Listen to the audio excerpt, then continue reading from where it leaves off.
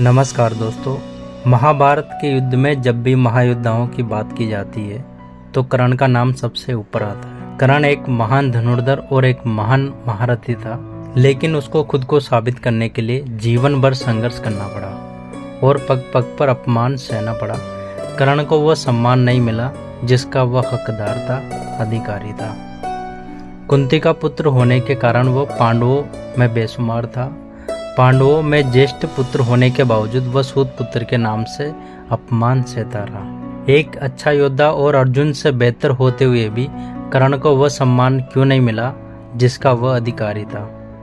वह कवच और कुंडल के साथ कैसे पैदा हुआ, उसका पिछला जन्म क्या था जिसके कारण कर्ण को इस जन्म में इतना अपमान और संघर्ष झेलना पड़ा। ये सब बातें जानेंगे आज की इस वीडियो में। अतः आप सभी से अनुरोध है कि इस वीडियो को अंत तक जरूर देखें और हमारे साथ अंत तक बने रहिएगा, जिससे कर्ण के जीवन की कथा को पूरी तरह से जान सके। कर्ण एक महान योद्धा और समर्पित मित्र था।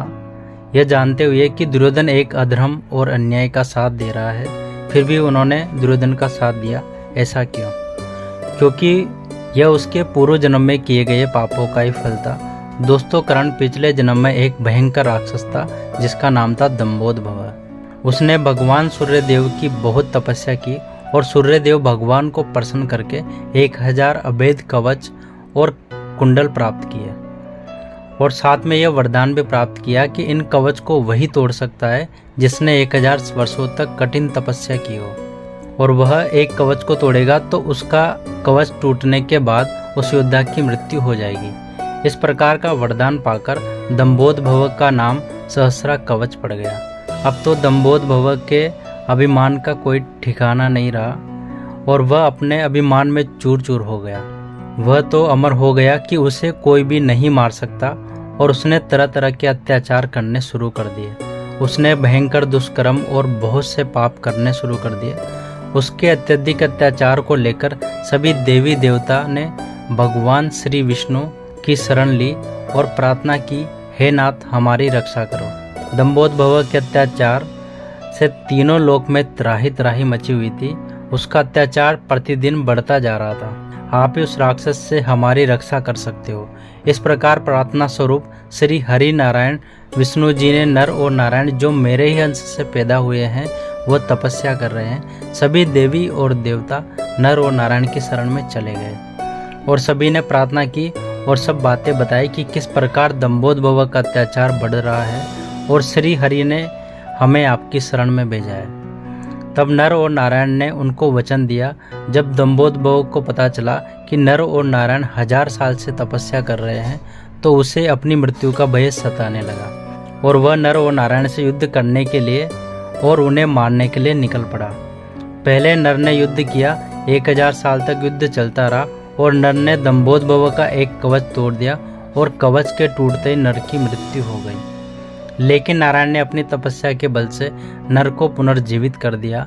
अब नर तपस्या करने के लिए चले गए और नारायण युद्ध करने लग गए और नारायण ने भी 1000 साल तक युद्ध किया और उन्होंने दूसरा कवच तोड़ दिया और दूसरा कवच टूटते नारायण की मृत्यु हो गई। तो नर ने अपनी तपस्या के बल पर अपने तपोबल से नारायण को पुनर्जीवित कर दिया और वह स्वयं युद्ध करने लग गए और नारायण तपस्या करने लग गए।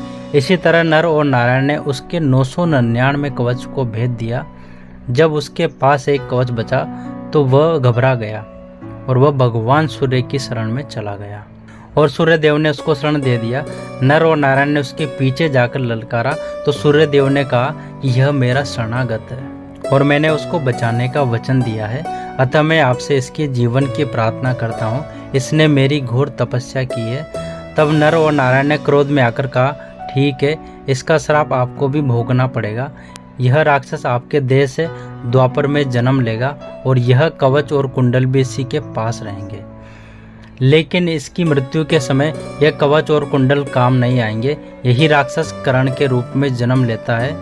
युद्ध से पहले इंद्रदेव इनके कवच और कुंडल मांग लेते हैं, जिससे कवच तोड़ने का श्राप भी विफल हो जाता है और निहत्थे कर्ण अर्जुन के हाथों मारे जाते हैं। क्योंकि अर्जुन और श्री कृष्ण जी ही नर और नारायण के अवतार थे, कर्ण को यह अपमान और सम्मान नहीं मिला। यह सब उसके पूर्व जन्म के ही कृतियों का परिणाम था। अपने किए गए परिणामों को भोगना ही पड़ता है, वह उससे बच नहीं सकता।